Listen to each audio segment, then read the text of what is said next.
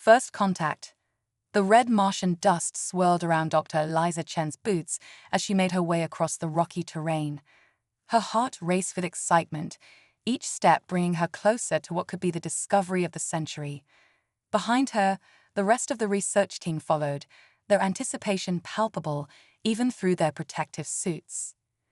There it is, Dr. Chen's voice crackled through the comm system, just as the orbital scans showed. Before them stood a sleek metallic object, its surface gleaming despite the dust that had settled on it. It was clearly not of human origin, its design too advanced, its materials unlike anything they'd seen before.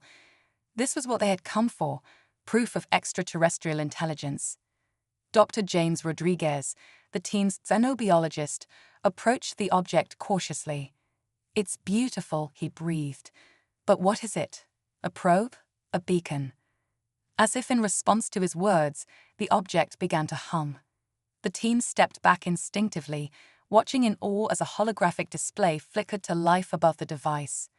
Strange symbols danced in the air, incomprehensible yet somehow mesmerizing. Dr. Chen fumbled for her recording equipment, desperate to capture every moment of this historic event. "My God," whispered Dr. Yuki Tanaka, the team's linguist. It's trying to communicate." For hours, the team worked tirelessly, analyzing the symbols, searching for patterns, any clue to decipher the alien message. As the Martian sun began to set, casting long shadows across the barren landscape, Dr. Tanaka let out a triumphant shout. "I've got it. Well, part of it at least. It's a greeting and an invitation." The team huddled around her, their excitement building. Dr. Chen looked at each of her colleagues, her expression a mixture of determination and wonder. "Well," she said, "I guess we'd better answer." Back on Earth, news of the discovery spread like wildfire. Governments scrambled to formulate responses, scientists debated the implications, and the public alternated between excitement and fear. In the midst of the chaos, a plan was formed. A team would be assembled, the best and brightest Earth had to offer, to make the journey and represent humanity in this first official contact. Dr. Chen found herself at the heart of this new mission. Her expertise and experience with the probe made her an obvious choice. As she stood before the assembled world leaders, she felt the weight of responsibility on her shoulders. "We stand at a crossroads," she began, her voice steady despite her nerves. "For centuries, we've looked to the stars and wondered if we were alone. Now we have our answer. The choice before us is simple. Do we reach out and embrace this opportunity, or do we shrink back in fear of the unknown?" The room was silent, all eyes fixed on her. Dr. Chen took a deep breath and continued, "I propose we do what humanity has always done when faced with the unknown. We explore, we learn, we grow. This is our chance to show the best of what humanity has to offer." Her words seemed to resonate with the assembly. After hours of debate and discussion, the decision was made. Humanity would answer the call. Months of preparation followed. A ship was readied, equipped with the most advanced technology Earth could provide. The crew was chosen, a diverse group of scientists, diplomats, and specialists, each bringing unique skills and perspectives to the mission. As the day of launch approached, Dr. Chen found herself standing before the massive spacecraft that would carry them to their rendezvous with the unknown. She felt a hand on her shoulder and turned to see Dr. Rodriguez, a reassuring smile on his face. "Ready to make history, Eliza?" She nodded, returning his smile. "Ready as I'll ever be, James. Though I can't help but wonder, what will we find out there? How will they be different from us? How will they be the same?" James chuckled. "Well, that's why they're sending a xenobiologist along. Whatever we find, it's bound to be fascinating." The launch was spectacular, a testament to human engineering and determination. As Earth shrank behind them, the crew settled in for the long journey ahead. They spent their time reviewing the data from the probe, preparing for every possible scenario they could imagine. But nothing could have prepared them for what awaited them. After months of travel, they arrived at the coordinates provided by the probe. There, hanging in the void of space, was a structure that defied belief. It was a space station, but like nothing humans had ever conceived. It seemed to be alive, its surface shifting and changing as they watched. "My God," breathed Dr. Chen as she stared out the viewport. "It's incredible." As they approached, a section of the station opened, revealing a docking bay. With expert precision, the human ship maneuvered into the alien structure. As the airlock cycled, the crew looked at each other, a mixture of excitement and apprehension on their faces. Dr. Chen stepped forward. "Remember," she said, her voice steady, "we're here as representatives of Earth. Whatever happens, whatever we see, we must approach it with open minds and open hearts." The inner door of the airlock slid open, revealing a corridor that seemed to pulse with an inner light. And there, waiting for them, were the aliens. They were tall, easily 7 feet in height, with slender, almost translucent bodies that seemed to shimmer with bioluminescence. Their faces were oddly beautiful, with large, multifaceted eyes that reflected the light in dazzling patterns. One of the aliens stepped forward, raising a hand in what seemed to be a gesture of greeting. Then, to the humans' shock, it spoke in perfect English. "Welcome, people of Earth," the alien said, its voice melodious and gender-neutral. "We are the Luminary, and we have been waiting a very long time to meet you." Dr. Chen swallowed hard, then stepped forward to meet their host. "On behalf of humanity," she said, her voice clear and strong, "we thank you for your invitation and your welcome. We come in peace, seeking to learn and to share knowledge." The Luminary's multifaceted eyes seemed to twinkle. "Knowledge," it said, "is the very reason we sought you out. You see, Dr. Chen, your species is unique in ways you cannot imagine, and we have much to learn from each other." As the human delegation followed their alien hosts deeper into the station, Dr. Chen couldn't shake the feeling that they were on the brink of discoveries that would change humanity forever. Little did she know just how right she was, and just how shocking those discoveries would be. The reproduction revelation. As the human delegation settled into their quarters aboard the Luminary space station, Dr. Eliza Chen couldn't shake the feeling that they were missing something crucial. The aliens had been welcoming, even friendly, but there was an undercurrent of curiosity in their interactions that bordered on obsession. It wasn't until their 3rd day on the station that the reason became clear. Dr. Chen and her team were invited to what the Luminary called a cultural exchange session.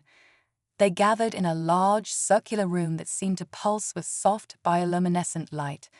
The walls were lined with strange, organic-looking terminals that reminded Dr. Chen of giant, glowing mushrooms.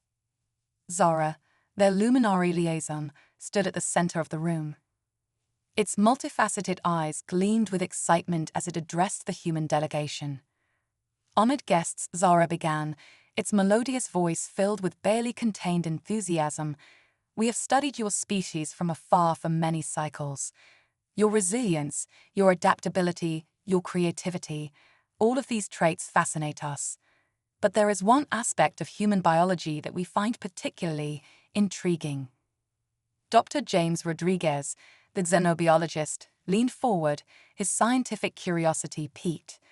"And what aspect would that be?" he asked. Zara's bioluminescent patterns pulsed rapidly, a sign the humans had come to associate with strong emotion. "Your method of reproduction," it said, almost reverently. "It is unlike anything we have encountered in the galaxy." The room fell silent as the humans exchanged puzzled glances. Dr. Chen cleared her throat. "I'm not sure I understand," she said carefully. "Surely sexual reproduction isn't unique to humans." Zara made a sound that might have been a laugh. "Oh no, Dr. Chen. It's not the sexual aspect that fascinates us. It's the physicality of it, the inefficiency, the messiness, the sheer audacity of it all." Realization dawned on Dr. Rodriguez's face. "Wait," he said, his voice a mixture of disbelief and growing excitement. "Are you saying that the Luminary don't reproduce sexually?" Zara's body rippled with colors. "Correct, Dr. Rodriguez. We reproduce through a process of energy transference and genetic recombination. It is a purely mental and spiritual act, refined over millions of years of evolution. The room erupted into a flurry of questions and exclamations. Dr. Chen held up a hand, calling for quiet. "Zara," she said, struggling to keep her voice steady, "are you telling us that the main reason you contacted humanity was because of how we have sex and make babies?" Zara's colors swirled in what seemed to be embarrassment. "Not the main reason, Dr. Chen, but I would be lying if I said it wasn't a significant factor in our decision to make contact." What followed was the most surreal biology lesson in human history. The luminary, it turned out, reproduced by entering a trance-like state where two or more individuals merged their energy fields. This merging allowed for a complex exchange of genetic information, resulting in a new luminary consciousness that would then be grown in an artificial gestation chamber. As Zara explained this process, the human delegation listened with a mixture of fascination and disbelief. But it was when the luminary asked for a detailed explanation of human reproduction that things really got interesting. Dr. Rodriguez, as the team's phenobiologist, was tasked with giving the presentation. He cleared his throat nervously, acutely aware of the intense attention from both his human colleagues and their alien hosts. "Well," he began, "human reproduction is a biological process that typically involves two individuals of opposite sexes, although modern science has made other methods possible." As he delved into the details of human anatomy, sexual intercourse, pregnancy, and childbirth, the reactions from the luminary were nothing short of extraordinary. Their bioluminescent patterns went wild, flashing in patterns that the humans' translators struggled to keep up with. "You mean to tell us," one luminary interjected, its voice pitched high with what seemed to be shock, "that you physically join your bodies together, and then a new human grows inside one of you for months?" Dr. Rodriguez nodded, fighting to keep a straight face. "That's correct. The process typically takes about 9 months, after which the baby is born through the birth canal." The room erupted in a cacophony of flashing lights and melodic exclamations. Zara, its colors pulsing rapidly, turned to Dr. Chen. "And this is how all humans come into being. This messy, physical, time-consuming process." Dr. Chen couldn't help but laugh.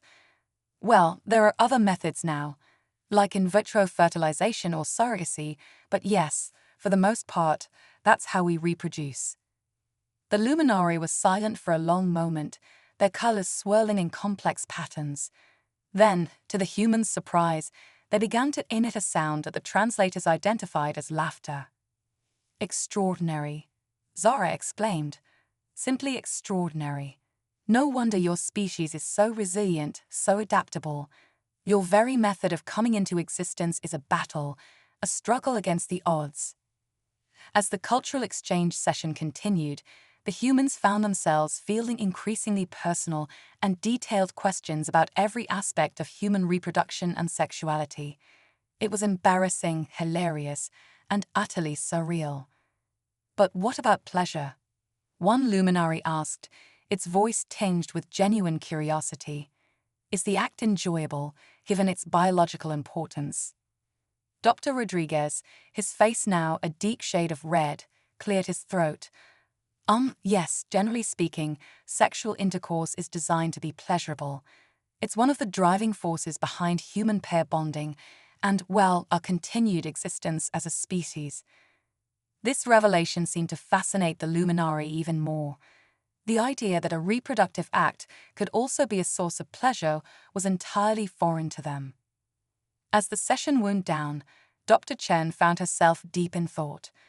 The luminary's reaction to human reproduction had been unexpected, to say the least, but it had also revealed something profound about both species. "You know," she said, addressing both her team and their alien hosts, "I think this exchange has taught us something important. Our methods of reproduction might be vastly different, but they shaped our species in unique ways. The luminary's method has led to a society focused on mental and spiritual connection, while humanity's messy, physical process has driven us to overcome challenges and form deep emotional bonds." Zora's colors shifted to a soft, warm glow. An insightful observation, Dr. Chen. Perhaps it is these differences that make our meetings so significant. We have much to learn from each other. As the human delegation left the room, still reeling from the unexpected turn their mission had taken, Dr. Chen couldn't help but smile. They had come seeking knowledge about an alien civilization, and instead, they had gained a new perspective on what it meant to be human. Little did they know, this was just the beginning of a journey that would challenge everything they thought they knew about life, the universe, and humanity's place in it. As they would soon discover, the universe had many more surprises in store, some wondrous, some terrifying, but all destined to change the course of human history forever. The Galactic Gambit. As news of the Luminaries' fascination with human reproduction spread throughout the space station, an unexpected crisis emerged that would test the limits of both species' ingenuity and cooperation. Dr. Eliza Chen was jolted awake by a blaring alarm. The station's bioluminescent walls pulsed an ominous red. She scrambled out of bed, nearly colliding with Dr. James Rodriguez in the corridor. "What's happening?" she shouted over the din. Before James could answer, Zora's voice echoed through the station. "Attention all beings. We are under attack by the Void Collective. This is not a drill. Repeat, this is not a drill." The human delegation rushed to the central command hub, where they found the Luminari in a state of barely controlled panic.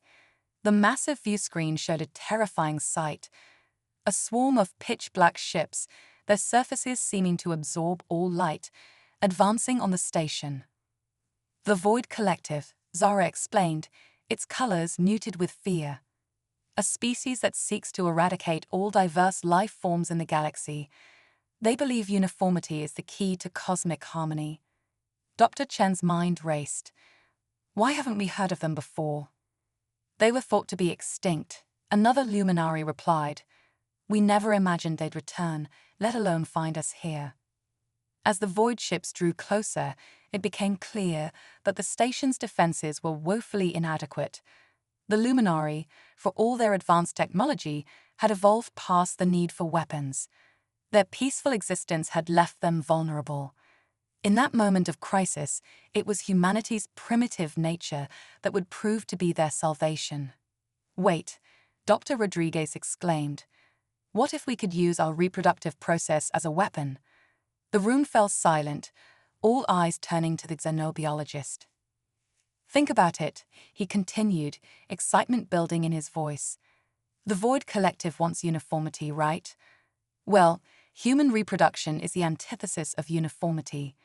Each new human is a unique combination of genes, a brand new individual unlike any other in the universe." Dr. Chen caught on quickly. "And our method of reproduction is messy, chaotic, unpredictable, everything the Void Collective fears." The Luminari listened, their colors shifting from fear to cautious hope. Zora spoke up, "But how can we weaponize this concept?" That's when Dr. Yuki Tanaka, the team's linguist and communications expert, had a breakthrough. "We don't weaponize the act itself," she said. "We weaponize the idea. If we can transmit the full sensory experience of human reproduction to the void ships, it might overwhelm their systems, or at least confuse them long enough for us to mount a defense." What followed was a frantic race against time. The human team worked alongside the Luminari, combining Earth's broadcast technology with the aliens' advanced sensory transmission systems.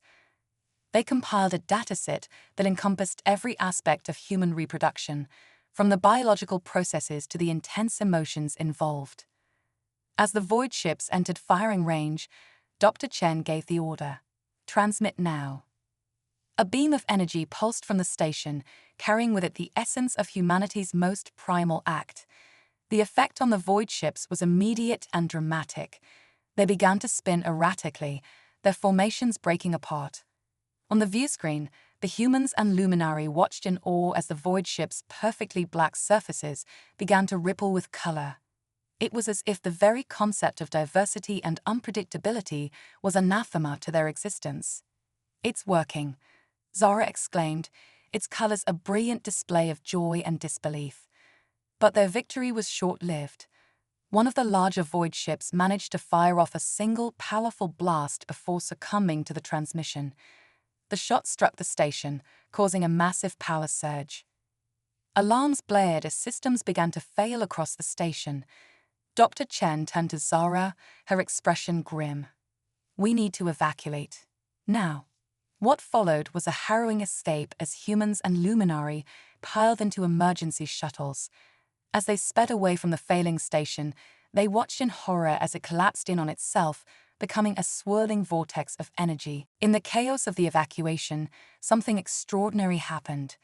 The energy vortex, combined with the lingering effects of the human reproduction transmission, began to affect the Luminari in unexpected ways. Their bodies started to shift and change, taking on more solid, almost human-like forms. As the shuttle sped towards the nearest habitable planet, Dr. Chen looked around at the bewildered faces of humans and transforming Luminari alike. She realized that this crisis had forged a bond between their species that went beyond mere alliance. They had quite literally changed each other on a fundamental level. Zara, its body now a strange hybrid of Luminari energy and human physicality, turned to Dr. Chen. "What happens now?" it asked, fear and excitement mingling in its voice. Dr. Chen took a deep breath, looking out at the star-filled expanse before them. "Now," she said, her voice filled with determination, "we face the future together. Human and Luminari, united against the void. And who knows? Maybe this new form of yours is the key to defeating them once and for all." As the shuttles descended towards their new temporary home, Dr. Chen couldn't help but marvel at the twists of fate that had brought them to this point. What had started as a simple mission of first contact had turned into a battle for survival, a transformation of species, and perhaps the beginning of a new chapter in galactic history. Little did they know the greatest challenges and the most astonishing discoveries still lay ahead. The story of humanity's place in the cosmos was far from over. In fact, it was just beginning. Hybrid horizons. The crimson sun of Nexus Prime cast an otherworldly glow over the makeshift settlement. It had been 6 months since the dramatic escape from the Luminari space station, and in that time, both humans and Luminari had undergone changes that no one could have predicted. Dr. Eliza Chen stood at the edge of the settlement, her eyes scanning the bizarre landscape of floating rock formations and bioluminescent vegetation. Behind her, the once disparate groups of humans and Luminari worked together in perfect harmony, their differences now a source of strength rather than division. Quite a sight, isn't it? Dr. James Rodriguez's voice broke through her reverie. She turned to see her colleague approach, his skin now shimmering with faint Luminari-like bioluminescence, a side effect of their shared ordeal.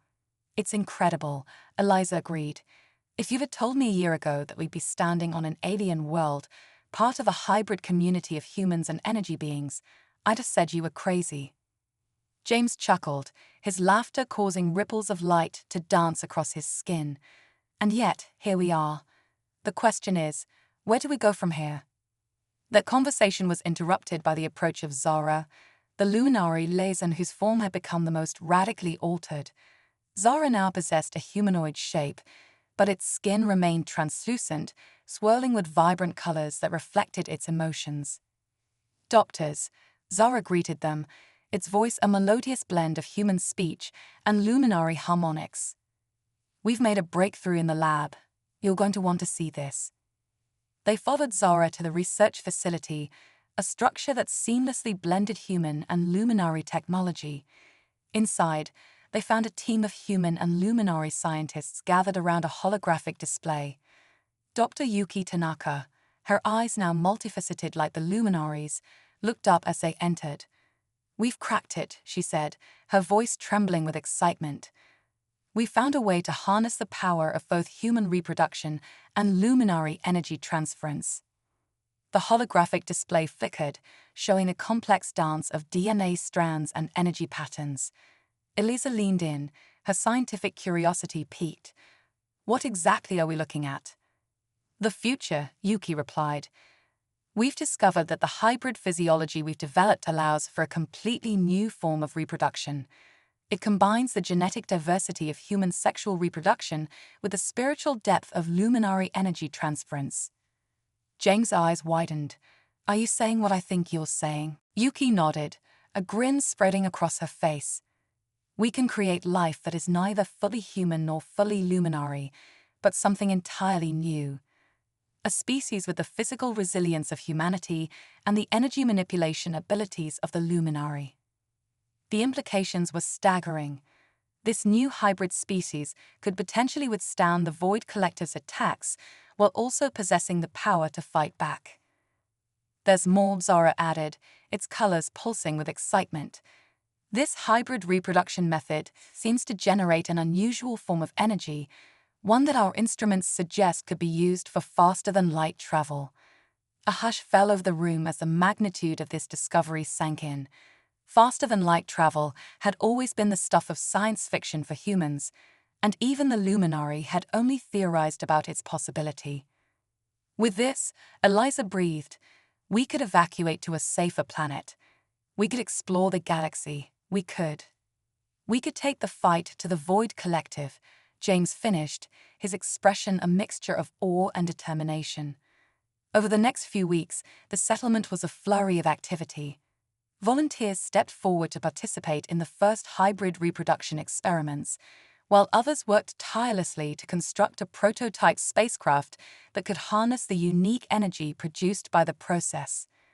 The day of the first hybrid birth arrived, filling the settlement with an air of nervous anticipation. Eliza, James, and Zara stood outside the medical facility, waiting for news. When Dr. Tanaka emerged, her face was radiant. It worked, she announced. Come and see.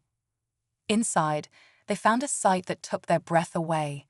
Floating in a field of shimmering energy was a tiny being, its skin a swirling palette of colors, its eyes holding the depth of the cosmos. It's beautiful, Eliza whispered, reaching out to touch the energy field. To her surprise, the infant reached back, its tiny hand passing through the field to grasp her finger. In that moment, she felt a connection that transcended the physical, a melding of minds and spirits that left her gasping. This child, Zara said, its voice filled with wonder, is the bridge between our species and perhaps the key to our survival. As news of the successful birth spread, a new sense of hope and purpose filled the settlement. The prototype spacecraft was completed in record time, fueled by the unique energy produced by the hybrid reproduction process. On the day of the launch, the entire settlement gathered to watch. The ship, a sleek fusion of human and luminary design, stood gleaming in the alien sunlight. Eliza, James, Yuki, and Zara stood at the base of the ship, preparing to board. They had been chosen to lead this first mission, to find a new home for their hybrid community and to begin the fight against the Void Collective. As Eliza looked out at the crowd, she saw not two separate species, but a united people. Humans with bioluminescent skins stood shoulder to shoulder with luminari who had taken on more solid forms, and there in the front was the hybrid child, now growing at an astonishing rate, its eyes filled with the promise of a future none of them could have imagined. Ready? James asked, offering his hand. Eliza took it, feeling the familiar tingle of his bioluminescence against her skin. Ready, she replied. As they boarded the ship, Eliza couldn't help but marvel at the journey that had brought them to this point. What had started as a shocking revelation about human reproduction had led to the birth of a new species, a new form of space travel, and perhaps a new hope for the galaxy. The ship's engines hummed to life, powered by the very essence of their hybrid existence. As they lifted off, leaving the surface of Nexus Prime behind, Eliza knew that they were embarking on the greatest adventure in human and luminary history. The stars beckoned, promising new worlds, new civilizations, and challenges they could scarcely imagine. But whatever lay ahead, they would face it together, a testament to the incredible potential that could arise when two species came together in the most unexpected of ways. As the ship accelerated, preparing to make its first faster-than-light jump, Eliza smiled. The future was unwritten, full of possibility, and they were about to make history. Cosmic convergence. The hybrid ship, christened Nova Genesis, emerged from its first faster-than-light jump with a burst of prismatic energy. On the bridge, Dr. Eliza Chen gripped her console, her heart racing with a mixture of exhilaration and disbelief. "By all that's holy," Dr. James Rodriguez breathed, his bioluminescent skin pulsing with excitement. "We've done it. We've actually done it." Before them stretched a vista of stars unlike anything they had ever seen. Swirling nebulae painted the cosmos in hues that defied description, while distant galaxies sparkled like cosmic jewels. Zara, their luminary-turned-hybrid companion, stepped forward, its translucent form rippling with awe. "The universe, it's so much vaster than we ever imagined." Dr. Yuki Tanaka, her multifaceted eyes wide with wonder, checked the ship's instruments. "According to these readings, we've traveled over 100,000 light-years in mere moments. We're in an entirely different galaxy." As the initial shock wore off, the crew of the Nova Genesis set about exploring their new surroundings. They discovered worlds teeming with life forms beyond their wildest imagination, crystalline beings that communicated through light, gaseous entities that drifted through the atmospheres of gas giants, and even creatures that existed in multiple dimensions simultaneously. But with each new discovery came a sobering realization. The Void Collective's influence stretched far beyond their home galaxy. Many of the civilizations they encountered lived in fear of the cosmic destroyers, their cultures shaped by the ever-present threat of annihilation. Months passed as the Nova Genesis charted new star systems and made first contact with dozens of alien species. The hybrid crew, with their unique blend of human adaptability and luminary energy manipulation, proved to be exceptional diplomats and explorers. It was during a routine survey of a seemingly uninhabited planet that they made their most startling discovery yet. "Captain Chen," Yuki's voice crackled over the comm system. "You need to see this. We found, well, you wouldn't believe me if I told you." Eliza and the rest of the command crew rushed to the planet's surface. There, nestled in a valley between towering crystal spires, stood an ancient structure that seemed to defy the laws of physics. It shimmered and shifted, sometimes appearing as a sleek metallic pyramid, other times as an organic, root-like network. "What is it?" Eliza asked, her voice hushed with awe. Zara stepped forward, its colors swirling with intense concentration. "It's calling to me," it said. "I can feel it in my very essence." Before anyone could stop it, Zara approached the structure and placed a hand on its shifting surface. There was a blinding flash of light, and suddenly, the air was filled with holographic projections, star maps, complex equations, and images of species they had never encountered before. "It's a cosmic nexus," Zara gasped, its voice resonating with newfound knowledge. A hub of information left behind by the precursors, the first sentient species in the universe. As the crew watched in amazement, Zara began to translate the vast repository of knowledge. The story that unfolded was beyond anything they could have imagined. The precursors, it turned out, had seeded the universe with the building blocks of life, guiding evolution across countless galaxies. But they had also foreseen a great calamity, the rise of a force that would seek to undo their work and return the cosmos to a state of uniform emptiness. "The Void Collective," James whispered. "They're not just some alien race. They're the antithesis of life itself." But the Nexus held more than just dire warnings. It also contained the key to defeating the Void Collective, a way to tap into the fundamental creative energy of the universe itself. This is why our hybrid reproduction method allows for faster-than-light travel, Yuki realized, her eyes wide with understanding. We've accidentally tapped into the same creative force the precursors used to seed the universe. As they delved deeper into the precursors' knowledge, they discovered something that shook them to their core. The next stage in cosmic evolution, the key to unlocking the full potential of the universe's creative energy, required a melding of consciousness on a galactic scale. "A galaxy-wide reproductive event," Elisa said, the words feeling strange on her tongue. billions of beings, all connecting simultaneously, creating a new form of life that exists on a cosmic scale. The implications were staggering. This wasn't just about saving their own species or even their galaxy. This was about the next step in universal evolution. As the crew of the Nova Genesis grappled with this revelation, they knew that their mission had changed.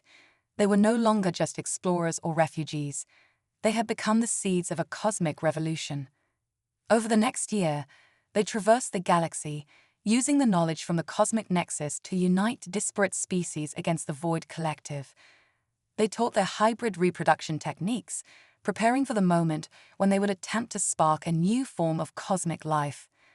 The day of the Great Convergence, as it came to be known, arrived with both anticipation and trepidation. Billions of beings across the galaxy, connected through a network of cosmic nexus points, prepared to join in an act of creation unlike anything the universe had ever seen. On the bridge of the Nova Genesis, Elisa looked at her crew, human, luminary, hybrid, and representatives from a dozen other species they had encountered on their journey. "Whatever happens," she said, her voice thick with emotion, "it has been an honor to share this journey with you all." As the appointed time arrived, Elisa felt a surge of energy unlike anything she had ever experienced. Her consciousness expanded, connecting with countless others across the galaxy. In that moment, she saw the universe not as a vast, empty space, but as a living, breathing entity, and they were about to give birth to its next evolution. The surge of creation that followed was beyond description.